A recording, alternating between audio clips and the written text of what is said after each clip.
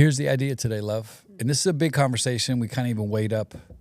Can we even really get into it enough? And we can. We want to talk about making recovery easier for the couples that have gone through heartbreak, tragic betrayal, stuff that's really hard. What if we can do it easier? And how does sex play a role in that? And it's going to be a fun conversation. In any marriage, sex can feel complicated. In a marriage trying to overcome betrayal, that's magnified on a whole different level. Yeah.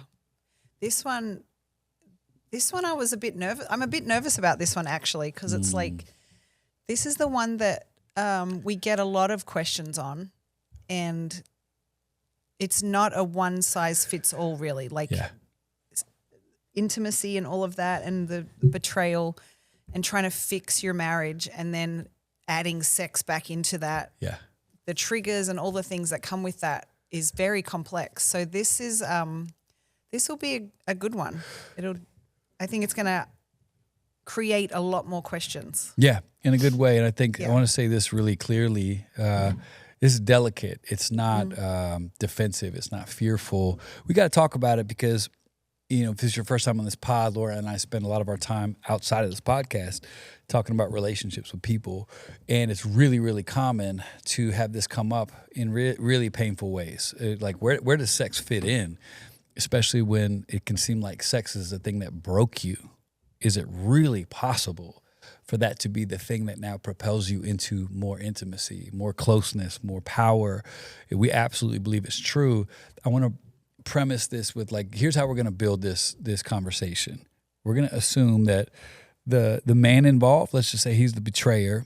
So my brother, if you're listening, we're assuming that man's doing the work. Like we always say, he's kind, he's humble, he's doing his best. We're going to assume that the woman is doing her best to believe the best and to grow and health and all that stuff. And so you're sitting in this place where you're like, okay, what do we do about sex? And two things we know off the bat with this topic, it's why we handle it with such reverence, is because most people expect one of the two things when this topic comes up. So for all the ladies that listen and they're on the side of they've been betrayed, when you talk about sex after betrayal, immediately, as you've told me, women often feel pressure right away. This is not that at all. Pressure off, go away, not doing that. No, this is about options. This is things to consider. This is options for you to have on the table so you understand. And it can be twisted into soft peddling male responsibility. Anybody who's listened to this podcast knows that we're the antithesis of that. There's no soft peddling the male responsibility. There's no acting like I did this, but, and we know that. So we've proven that. Go back and listen to some pods if you need to really bolster that confidence that this isn't going to be some sort of conversation where this man's getting a privilege he is not owed. Yeah, we're not telling the betrayed woman what they have to do, ever. We're inviting couples to think wisely about how connection and healing and rebuilding actually works in the real world. And I think many women make the choice in this equation to take sex completely off the table, which is fine and it's very understandable. It's fair, it's logical, makes sense. For our protection and for safety, we have to do that. And all of that is true.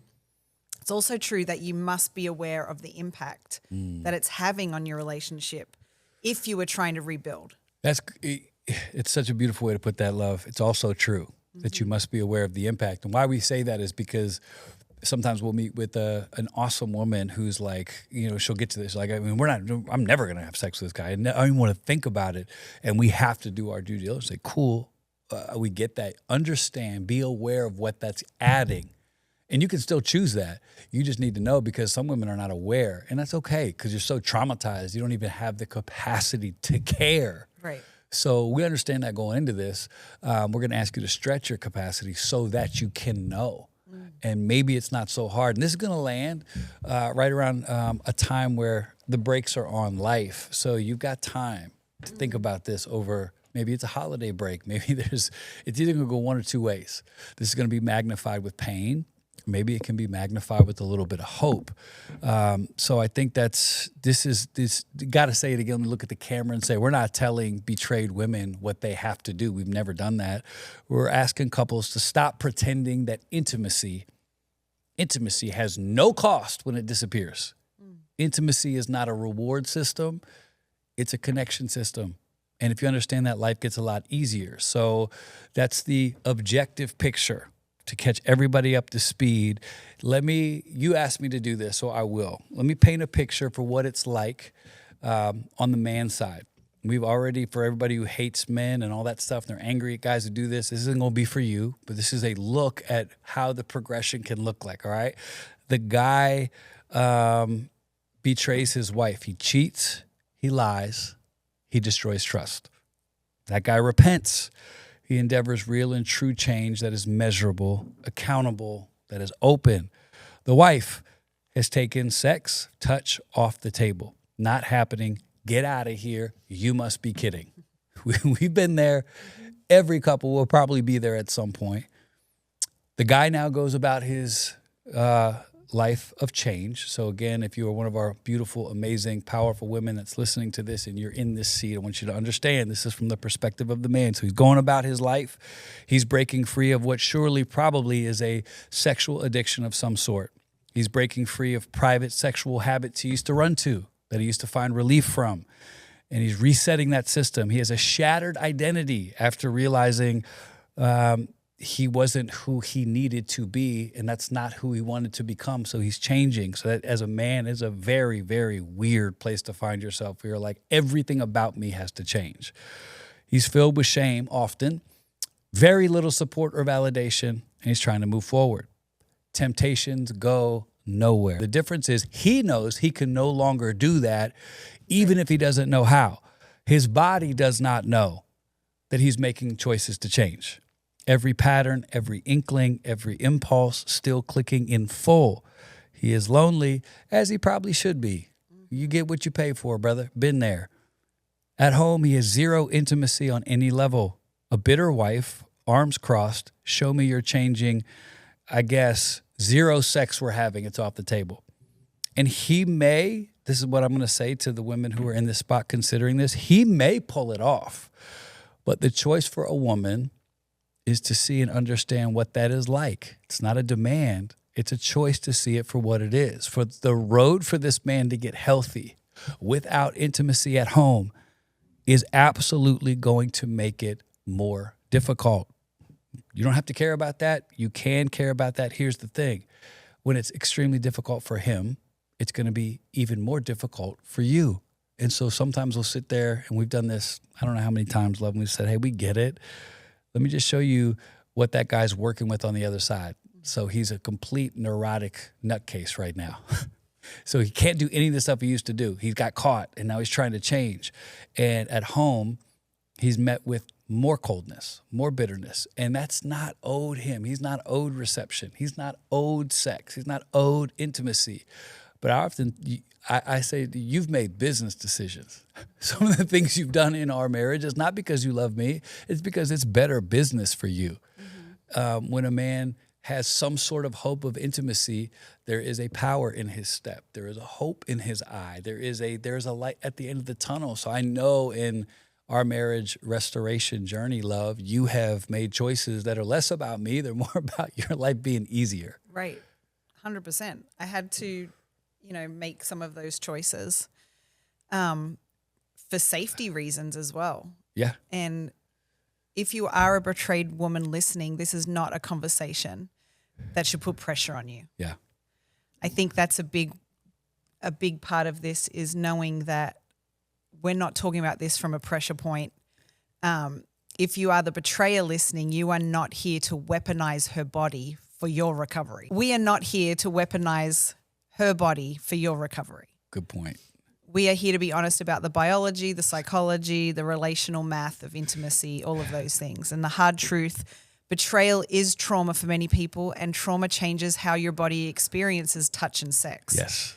And so we have to face that reality and what it does, and you got to sit in that, and you can either choose to heal from that, or you sit in that and don't change. And I think that is where we find a lot of couples that we talk to, they want to try and make the marriage work, but this part, because of the betrayal and because of, all of the things that trigger that. Well, let me ask you this, love. Why did you do what you did? Because you were triggered, were crushed, were dismayed by what I had done, but our road with sex in the equation of intimacy, you faced it down. What were you thinking? Because you didn't play the card that many women have, and they do play it, and it's valid. You did the opposite, and you pursued intimacy with me in the midst of the worst pain ever. Why? Well, I will say that intimacy isn't about sex. Yeah. For me, it was about eye-to-eye contact and communication was the biggest thing that we were missing in our relationship for so many years. Like, I didn't know what you were thinking or what you were feeling. And so the first thing that I know that I had to get safe in was being able to trust you in what you're communicating to me. Yeah. And how you would explain what you were feeling and what you were learning in your recovery, and all of those things was really helpful for me. All of those things helped to get to a place of sexual intimacy or erotic intimacy, whatever you want to call that, to, just so you know the differences. But it takes some time, but it can happen. Yeah.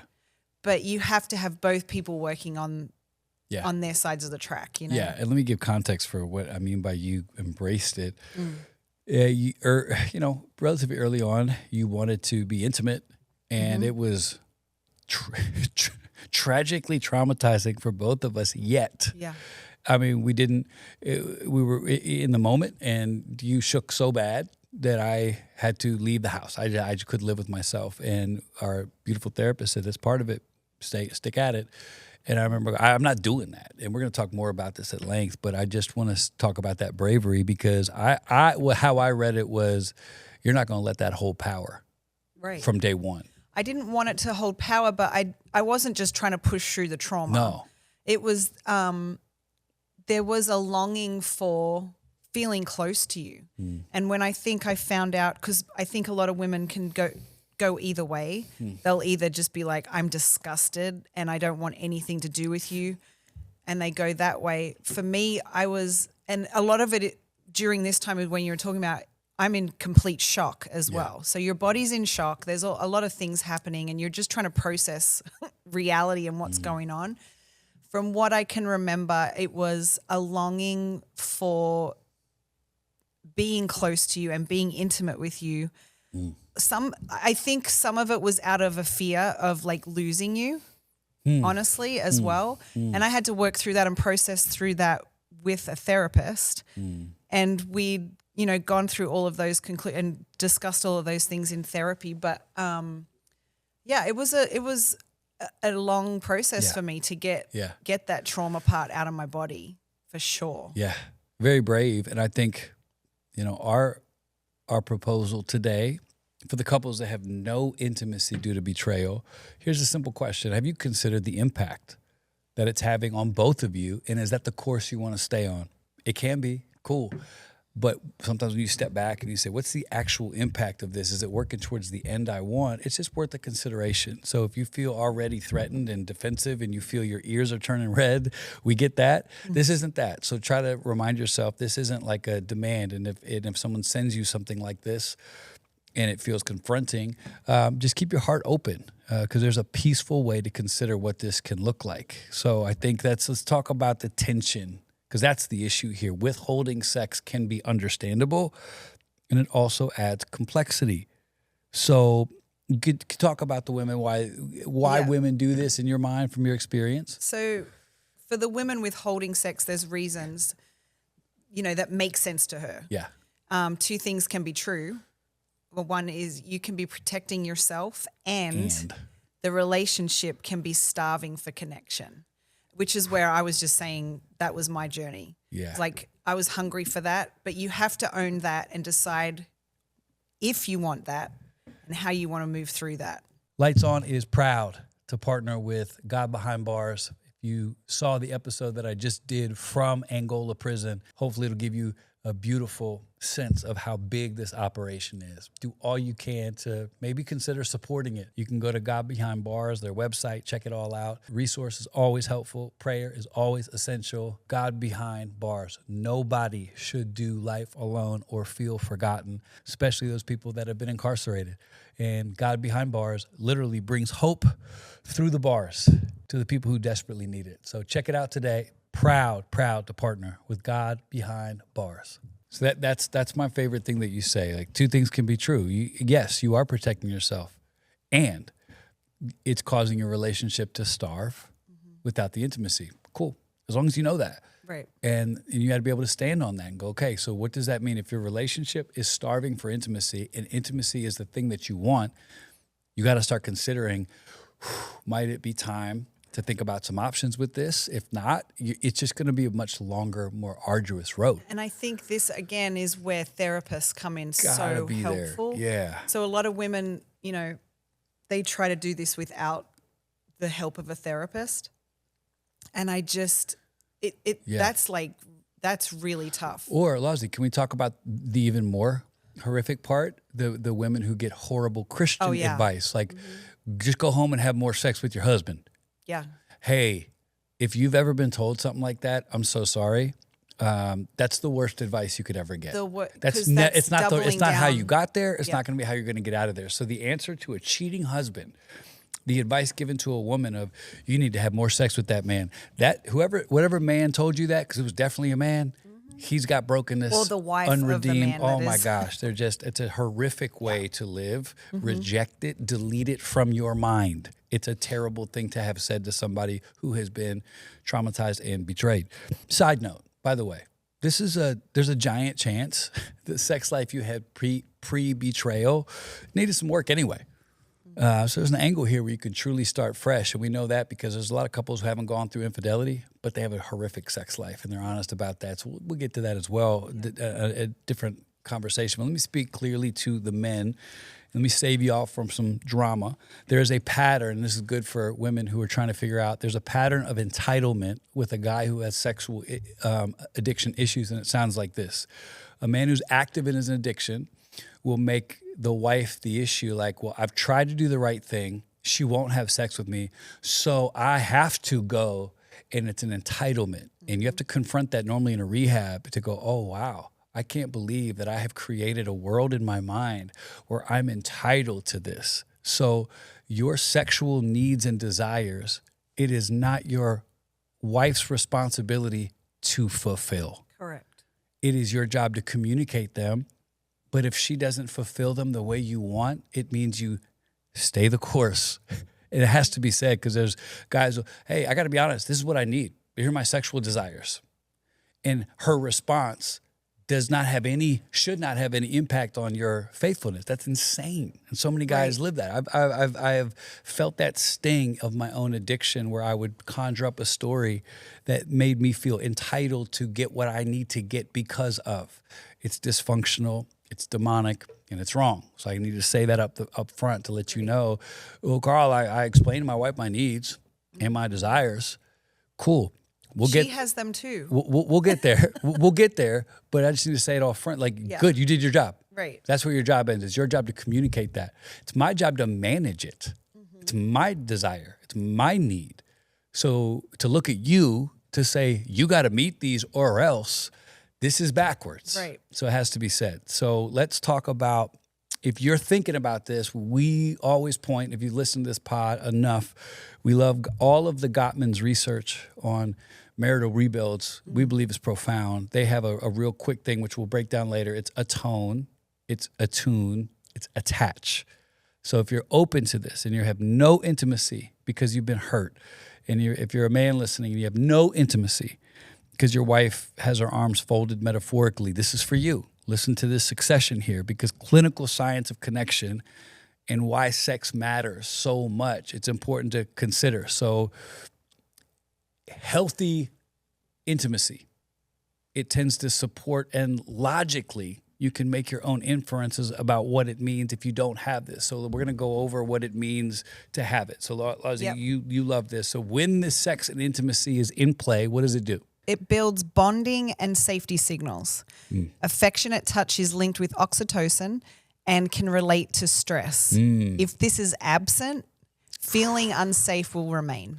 So that's massive. Right. I want to feel safe, but I don't have intimacy with you. Yeah. Cool. That's called a stalemate. So you're going to feel unsafe. Right. It's hard to hear, but we've sat across women who are like, no, I know that's the truth, but how? And it's like, you don't have to, but you're not going to get that safety because that's created. God created it this way for sex to provide some of this. So what's another thing that it does if it's right? Stress buffering in pair bonds. Yes. So relationship connection is tied to cortisol patterns and stress regulation in romantic bonds. Okay. This might be helpful, Bob.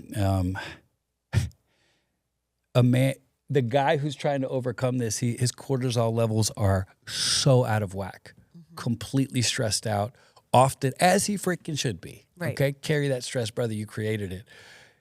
But sex is a natural way, a healthy way to relieve that. That man used to find that healthy sexual release in an unhealthy, dysfunctional way, which led to his demise. Now he's on this side of the tracks. Stress doesn't go anywhere. There's no unhealthy sexual release. Where does all that stuff go? Nowhere. So this wife is now dealing with a mega stressed, mega tense. The tension It's that like creates. you need. So if you are in Laura's shoes and you're looking at a man trying to win his way back trust-wise, and you've taken intimacy off the table, imagine him sitting on a volcano every day, hoping to God that volcano does not destroy things again.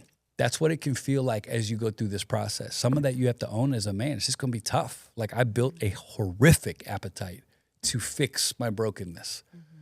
On a new wave of life, you go, okay, I gotta work really hard, but some of those old patterns are not going to go anywhere. So we often say like one of the best ways to stop fighting ever. What is it, love? Just have sex. Yeah. And you can't really work around it. It just is a great way. We've had a few times where we've just been at a stalemate and we've taken the big leap to say, let's just see if we can connect and see if this changes things. It's 100 for 100. Yeah, it usually does. What were we fighting about? Sure. I don't know. My bad. Why? The body has released stuff. Chemicals have moved. Things have changed in your levels. And this is why, don't you think like women who get upset, because we hear this a lot too, women get upset about, well, he's looking at porn and blah, blah, blah. I'm like, well, he probably has to release somehow. It's not healthy. It's not right. It's but not why right. Why are you acting like that's crazy? Like what? If it's he's not not right. getting- No, but it's sometimes things that are wrong. There's some understanding there, and it's like, well, you're gonna take sex off the table. You're gonna give him no hope or plan to ever get it back. Yep. And now you're gonna wonder if he's looking at porn, and then take that personally as well. Right. It's not right. But it's important that you understand that that's just not on the table. It's important. It's not right. You have to understand what you're doing as the woman in this scenario. Like you have to be able to you have to come up with a plan of like working through this or just leave. Like you have to leave. Yeah. Do you know what I mean? Like if this is completely off the table and you've said, I'm never having sex again, or like this is not it, then I think it's safe to say You got to consider. you've got to making a move. consider Yeah. what is your moving forward plan, because this is not it. Like, Or that's at least we'll talk about time frames, but there's a Yeah. really healthy way to put some time guide posts for the guy to figure it out. But if you got a guy who's trying to overcome porn addiction, cheating, lying, manipulation, and on this side of the tracks, there's absolutely those guys, I've talked to them, they feel so helpless, and I always pray for them first, because only God can get you through those moments. It's never okay to go back to the things you used to do, because now you're you're holding the consequences of your actions. And it's still real to be able to validate, yeah, man, it's a tough sled right there, brother, because you're not going to have sexual release. You're not going to be able to go back to porn to feel that. You got to figure it out. And it's just important that wives know that. Yeah, you don't have to change 100%. anything. You just got to know that that's not about you. He's not a bad guy. He's trying to overcome a nervous system that he is undergoing extraordinary change. She's trying to figure out new patterns of being, and it's just not an easy thing to do. Well-being association. Sexual health is consistently associated with well-being outcomes across many studies, including lower depression and anxiety and higher life satisfaction at a population level. So basically saying it lowers your depression and all of those. Okay, if you had to sum all that up in a key point, what would you say? What has to be known? When trust is crushed, couples need reconnection pathways. Yeah. Sex can be one of the strongest ones, just clearly from these things. So as long as it's safe and mutual.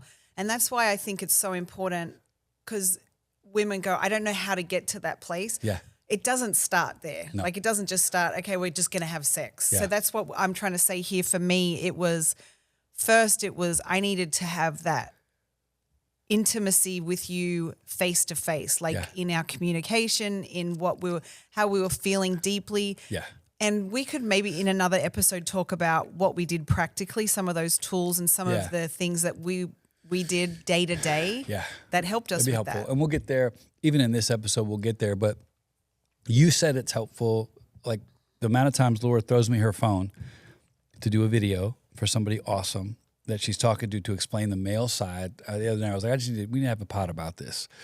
And this is objective facts about the male rehabilitation angle without excusing anything whatsoever. That's the problem. Like sometimes you can talk to women who are so hurt that any explanation of even brain chemistry they take as an attack. It's like you got to drop that guard for a second. This is a lot of men who cheat. They're not just breaking trust.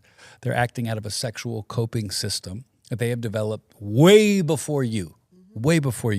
So when that system is removed, the body has patterns, triggers, and cravings, and the solution is not white-knuckling. You tried that, ended up in adultery. The solution is rebuilding a whole sexuality. So for me, to this day, I keep a running account with you of all my sexual occurrences. It's now a habit, and it's awesome. But that's how real it is. We're 5 years post.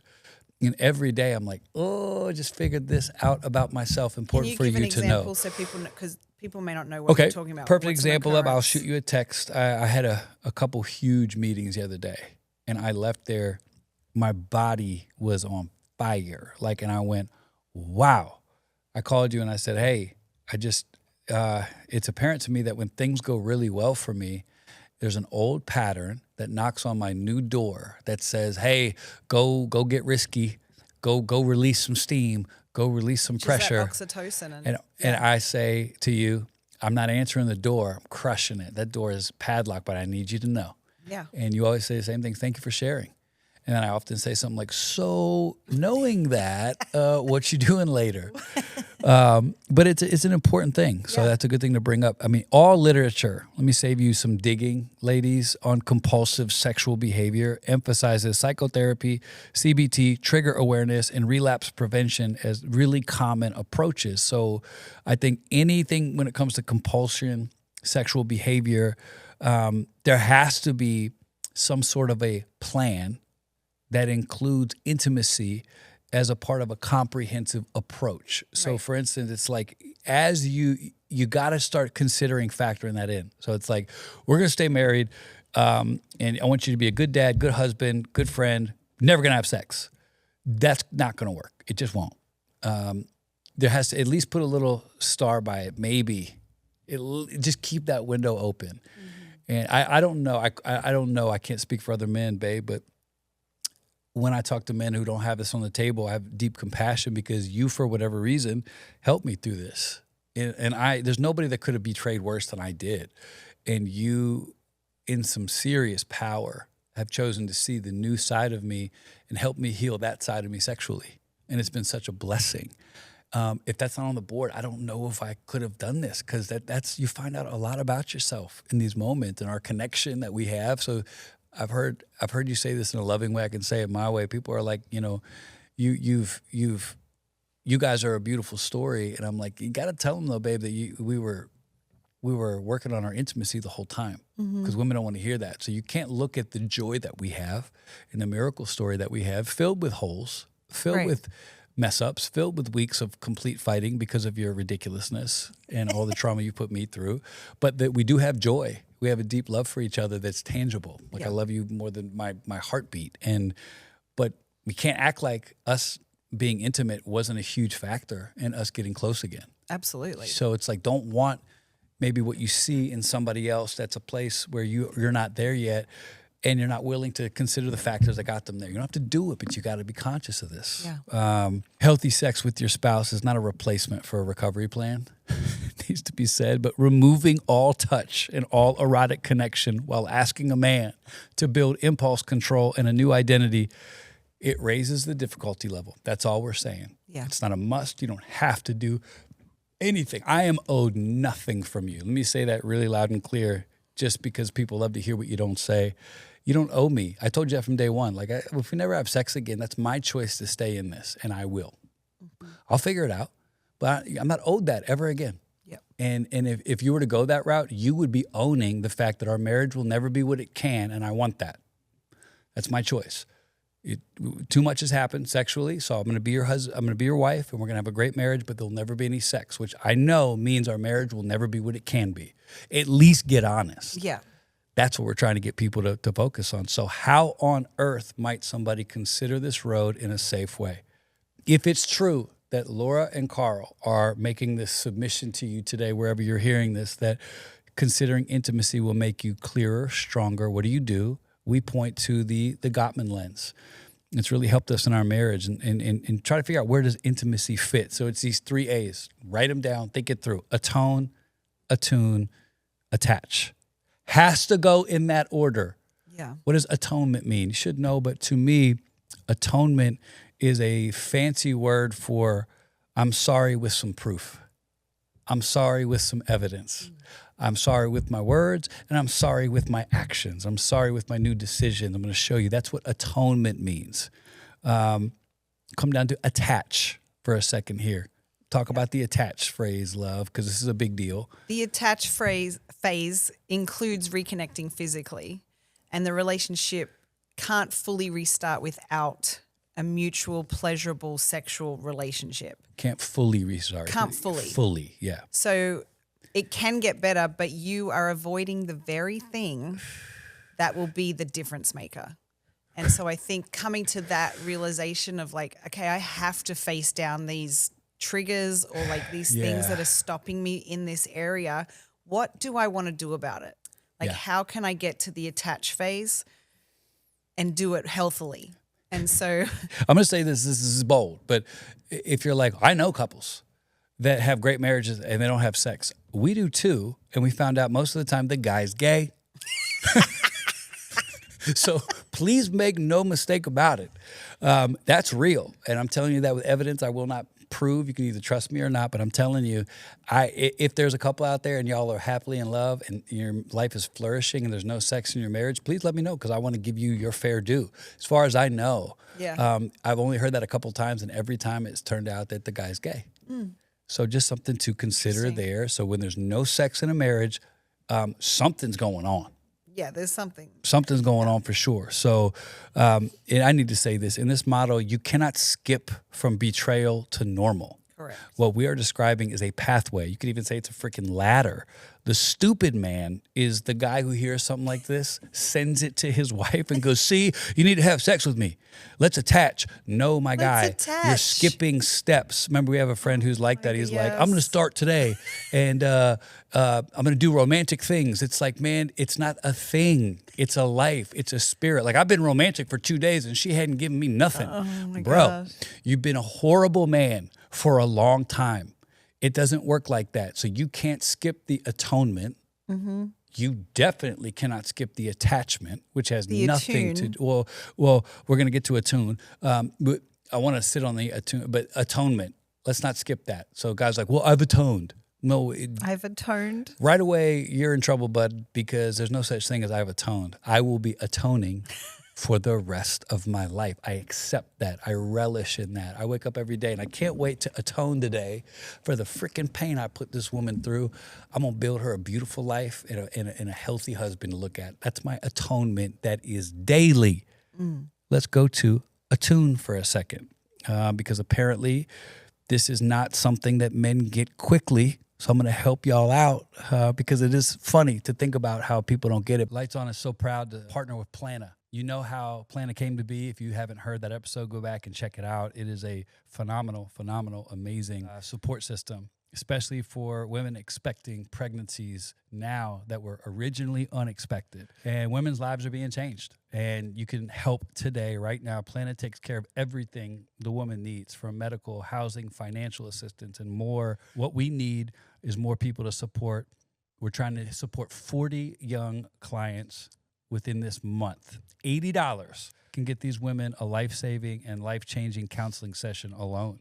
So click the link. If you leave this pod after you're done listening and you go click on the Plana link that you're going to see, you can immediately make the difference in the life of a woman somewhere today that needs to know she's supported and she has options and that people love her. So Plana is a beautiful place to check it out. So we're real honored. I'm going to bring light to it for a long time. Check it out, plana.org. So before we move off atonement, if there's no atonement, there's never any pressure for sex. So again, to reiterate, atonement, it's when apology shifts from words to measurable actions. I'm sorry. Here's the mountain of evidence to back these words up. Now let's go to attunement, which you actually really love. Attunement builds emotional safety. This is a bummer for guys. I'll be honest with you. It's tough, but I want you to think of tuning a guitar before you play it. If you've ever seen a musician, a good one can do it pretty quick. You know, I remember our worship leaders, Joel, these guys, they would just freaking do it with their, but me, I'm not like a phenomenal guitar player, but I play it. You need the whole place quiet. I need it quiet. I need 17 different apps to, is this G? Is it G? Tune up, tune down. What do you mean? What do you mean? What do you mean? What do you mean? Yeah. Like, that's what the attuning phase is. We're learning each other's rhythm again. It's emotional safety. Our sound again. What does your voice mean there? What does your spirit say today? Like, sex is not even, I'm trying to figure out who you are. Yeah. I'm attuning. And that, I think for us, Bub, has been a lot of fun. Mm-hmm. Yeah. Very. And then we come to the attachment.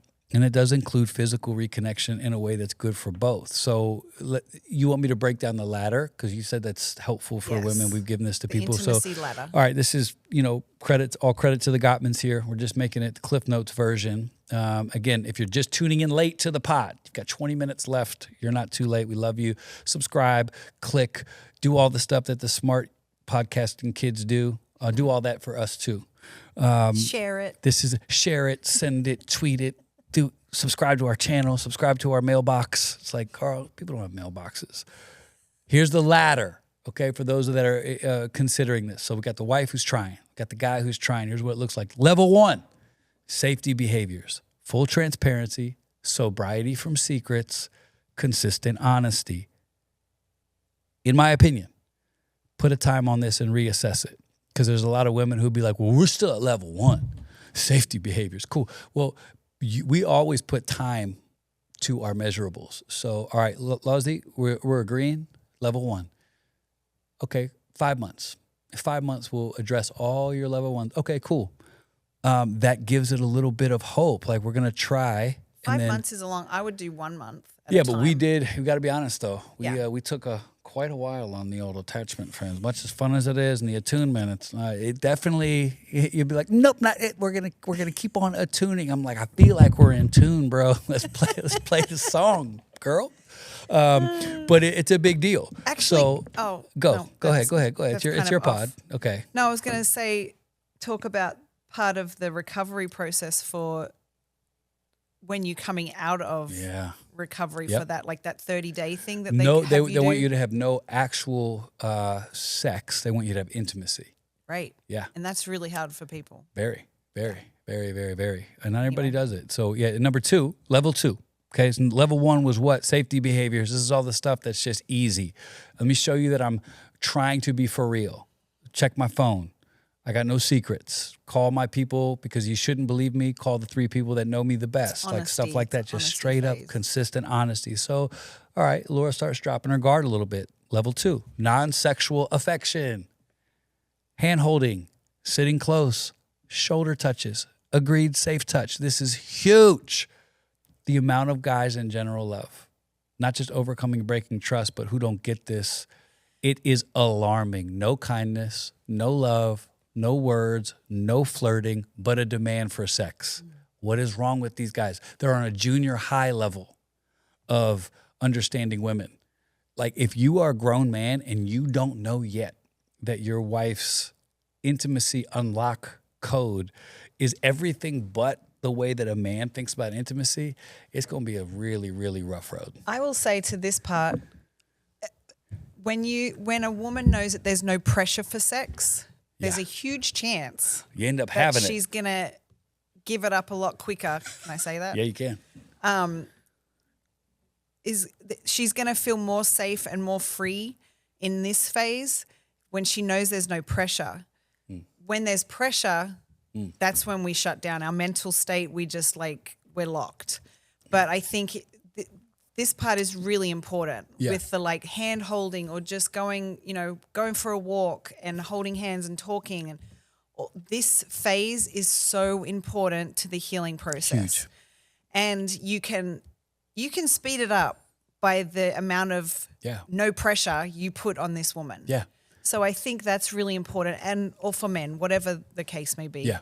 But in this case, we're just talking woman's side. But I think it's a really safe place to be for the woman when she knows. Yes, no pressure. It's not going to go anywhere. And I'll give you guys a cheat sheet. Like, for me, that level is level 2. Again, to all my ADHD brothers, non-sexual affection. I look at that as one word. How can I de-stress my wife? The more I de-stress her, the more likely I am to get my payday. Which you do really well. You still do that to this day. This is funny. I'll tell a real story. So, like, my son's 16, okay, and I try to, he's on that level now of like, hey, man, don't come a-knocking past 9 o'clock if you get my drift level, right? He's almost there as a young guy. But the other night, Laura, her romantic button is just no stress. So I vigilantly guard it. I try to like get traffic patterns right. I try to make sure like if I know there's an end in mind, and we come home the other night and our stupid dog, dog, rolled in something and he smelled. And Laura hates when the house smells like dog. And so I am livid and I am, and Roman's like, Dad, it's just the dog smell. I said, son, you don't get, it's not. You see your mom? See how she's mad right now at your dog? See how she's all stressed out about the smell? See how she's all throwing crap around? I have to pay for that later, bro. So if I were you, my son, I would help me right now fix this before your mom has to, because if you wreck my 8:30 date, I promise you, son, you will meet these hands and these feet. And but you were rushing around dead serious. I was like, this.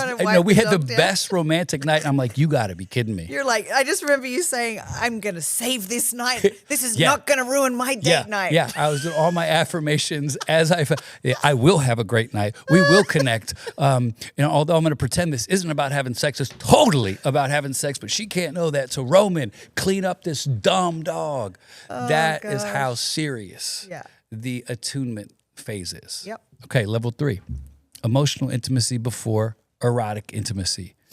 This is our favorite. This is our wheelhouse here. I think this is our new strength. Yeah. 10-minute check-ins, that helps. Feelings plus needs. Yeah. That's where our money is made as a couple. Because honestly, babe, I think like we've gotten so good at level 3. We love that. It's like having the full. The full picture of intimacy is great, but man, we love the needs and the desire part. Yeah. It feels intimate, it feels close, and that's beautiful. And then level 4 is relearning touch. Slow, non-demand touch that can stop at any time. Yes. No goal. Again, no pressure. Yeah. Can you talk about your posture in this? Because this was a hard one again for me, relearning touch with you. With no goal. Yeah. But can you kind of give some context to that? How do you feel often? How do you feel? You feel okay? You good? And then it gives you a chance to, if I sense something's off or maybe your head goes somewhere else, my posture is always, hey, what can I do? Well, it's never disappointment. Mm-hmm. It's never entitlement or frustration. And that has sped up our intimacy connection in ways that, and I like to believe we've always had that, but it's extra highlighted on this side of the tracks due to what I've done. Yeah. So I'll never take for granted that you feel safe. I'm going to check. Hey, are you good? Where's your head at? And we have that open communication. So I suggest that for anybody. And then, you know, because you've said your trauma is unpredictable. Yeah, my trauma is unpredictable, even to this day. Sometimes it'll just pop out of nowhere, but I'll feel stuff and it can be new or hurtful, and I've got to work that out with you. Yeah. Like, not around you. So me and you will like talk through that, and I will give how I'm feeling or what's going on in my head. So it gives you an idea of what's happening and where those triggers come from. Yeah. Yeah. It's great. And then level 5 is the erotic connection. And we won't get into too much detail on this one, but only when both can say yes without fear, obligation, or performance, it just becomes a cool part of the intimacy picture. It's no longer the picture. So that's something we address quickly with couples that we love. Yeah. We'll talk it through. And I'll say, now you keep using sex interchangeable with intimacy. Consider not doing that. Yeah. Intimacy is so much more. And that's like, sometimes that can be, sex is a part of it. It's a great part of it. You want it to happen, but it's not everything. So there are some of our best nights on this 5-year journey of a new life have been the nights where we will shake hands. Maybe we even had plans to connect romantically, and we're like, I'm kind of good. I'm good. You good? Yeah. And both of us kind of go, cool, because we're both at a place to say that freely. Yeah, and I'll say this to the men. If she can't say yes freely, it's not intimacy, it's compliance. You do not want that. We want connection, not compliance. If the men are doing their part and she still doesn't move forward at all, like, so if you've done all these steps and all of that, if the men are doing their part and she's still not moving forward at all, now it's we got not something on to talk you. about. Yeah, it's not on you. Yeah. Yeah. I think that's huge. And I think if you're a guy right there and you're like, Carl, Laura, I've done steps 4, no movement from her. Okay. That's really real. And there's a way to go with that. Yeah. And then I can also ask. Do you ask the question that I've heard you ask women that is so freaking helpful? And if you can hear this with an open heart, lights on, listener, powerful woman, been betrayed, trying to find some fresh air. Ask this question, but I've overheard it a million times. It's awesome. Are we using sex as a weapon, a reward, or a reconnection practice? And how's that working for you? Depending on what they answer. Yeah, depending on what they answer. And some people don't even consider that. But when you look at it, you're like, I use sex as a weapon. Women do it all the time. I use sex as a reward. Okay, that's a pattern you're creating. Yeah. That's not what it's designed for. Right. You can have fun with that here and there. We do have incentivized sex, and it's awesome. Yes. There are certain things, we won't get into details to spare everybody, but there are some goals that I can kick that they're attached. And that's your idea, and you're in agreement on that. But trust me, when those goals are kicked, I'm coming calling for the paycheck that was offered. Hilarious. But that's not the overriding thing.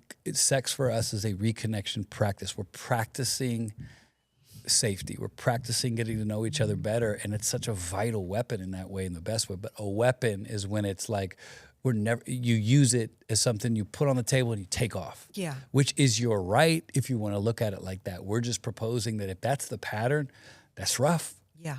It's supposed to be a mutual gift. Last thing I'll say is, if sex is off the table right now, don't pretend that touch is optional. Get honest about what is going to be removed from the relationship, and consider building a path back that protects her nervous system and calls him into integrity. Yeah. When you say get honest about what that removes, that's the key. Because if we that's the power. Like, as long as a woman knows, like, that's not on the table for me. Okay, cool. And be honest about what that's going to cost. What that cost is going to be.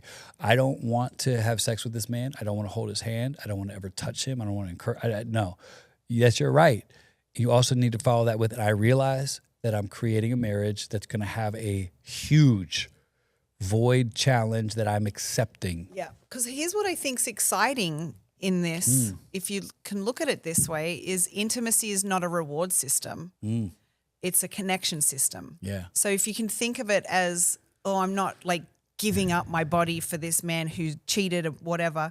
I'm connecting. I'm choosing to connect Beautiful. with him again. Maybe that feels safer for your nervous system than, just giving it up or whatever. Yeah. And two things can be true. You can be protecting yourself and the relationship can be starving. It's beautiful. So, all right, we're going to close this. And I know this is some great information to process. You cannot hold it in a judgmental way. Every single person, we've said it throughout this whole time, this is not a diagnostic podcast. We don't think that anything we say fits everything perfectly for every situation. There's always gold in it, though. Always gold you can extract to your situation. So here are some final quick reminders for those of you that want to reconsider the role that intimacy is playing or the lack thereof, what that's costing. So Laws, you go. You say yours, I'll say mine. Intimacy is not a reward system. It's a connection system. It's beautiful. So if you can look at it with that frame of mind, like this is not me giving up, for this man. I'm choosing to connect with this man. Yeah. And I think that can be a great way to start to rebalance out your nervous system and start to figure out some of those triggers, is just to think on that a little bit more of I just want to connect with this. Yeah. With my spouse. Here's mine. Two things can be true. You can be protecting yourself and the relationship can be starving. You got to pick which one you want to accept. And those both things are true. So there's a woman who's like, I'm protecting myself. Cool. And your relationship's going to starve. Yeah. You just got to own that. Throw another one. Yeah. We are not chasing sex. We are rebuilding attachment. Hello. You said that very professor-like, and it's like... I just put my glasses on. We're not chasing sex. Yep. No, we're going to rebuild attachment. And on the way there, it's probably pretty likely that intimacy that includes romantic interludes are going to be on that journey. Interludes. What's your other one? You like the thing about compliance. Compliance is not intimacy. Consent is intimacy. Yeah, you don't want to comply. If you did that, that would be harken back to your old patterns where you try to live a life of compliance to stay out of my way. I think a lot of women do this one. We use it. We don't mean to. It's just sometimes it's just easier and you try to just compartmentalize it. Yeah. But being together in it is a much safer place to be. I'll say this, white-knuckling is not recovery. Design is recovery. Oh, that's good. It is. Thank you, bub. A lot of guys just white-knuckle their way I'm through trying to get through it. Brother, let me tell you, thank you. It's brave for those of you that have screwed things up and you're owning it the best you can and there's no plan and you're just going to white-knuckle it. Don't repeat that pattern. Keep on coming back to the table. Can we design something better? Can we talk about something better? Just be honest and stay the course. That's enough. I think that's a lot of information, but let's say it real clearly. We're not telling betrayed women to have sex when they don't want to. We're telling couples to stop acting like removing intimacy has no impact. It has an impact on bonding, stress, temptation, and the whole recovery environment. So you get to choose your pace, but you got to be honest about the cost. Got to. And just another encouragement, if this is an area that is very triggering, go get some help. Yeah. And if it's, if this is just the beginning, an eye opener for you, go find a sex therapist, go find a betrayal trauma therapist, go get a CSAT therapist. Yeah. Like go do the work and fix it because it can be fixed. Yeah. And we found our way through it. Like we stumbled our way through it in a beautiful way. Like we went from trying early to connect like that and it being traumatizing. Yeah. And then moving to a place of, all right, let's try this a different way because your heart is to reconnect with me, but your body can't handle that. Yes. My heart is to honor you and make you feel safe. So I'm not sure that being intimate for a while is the best way to do that. And we would agree on that. And we went through stretches where you needed time. Yep. And it was so worth it. And I think that's the beautiful conclusion to this conversation is you can make it easier by not running from this. Whatever you avoid controls you. Mm-hmm. So if you're avoiding sex in this recovery thing, it controls everything. So what would it mean for you to no longer avoid it? Probably means you got to start talking about it at minimum. It's a beautiful place to start. So for maybe metaphorically, just start maybe by uncrossing your arms. If that feels unsafe, man, we get it. For the man, maybe rather than feel frustration, look across the table with a little bit of hope and reverence for the damage you caused. Right. That's why we're here. We're not here because you're not, you don't get me or you don't fulfill my, no, we're here recovering from infidelity because I made bad choices. Therefore, I got all the time in the world for you to work this out in our plan. In our plan. Yep. We know this is a lot. If this brings up questions, you can email us at hello@carlandlaura.com. And we'll get back to you either in person, via whatever, or even on this pod. If you have a great question, we'll try to make sure it matters to a lot of people. It's an honor to be here. This has been Laura Lentz with Lights On. Did we tell them about our... Yes. Before I'm you go, excited. We are going to keep on giving details on this online community that we are working really hard to build on the back end here, and it's going to be freaking beautiful. So I'm going to have one for the women. Yep, and I'm going to do some stuff for the guys, and we're going to do stuff together for couples, not just for people who have dealt with infidelity, but couples that want to see what life might be like if you loved your marriage. Yeah. What might that be like? We got some ideas. So until then, subscribe, link, share, Pony Express. Put it in that little bank thing that you just go, whoosh, send it. Subscribe to our YouTube channel, all that stuff. We love you. Life gets better when it's in the light. Peace.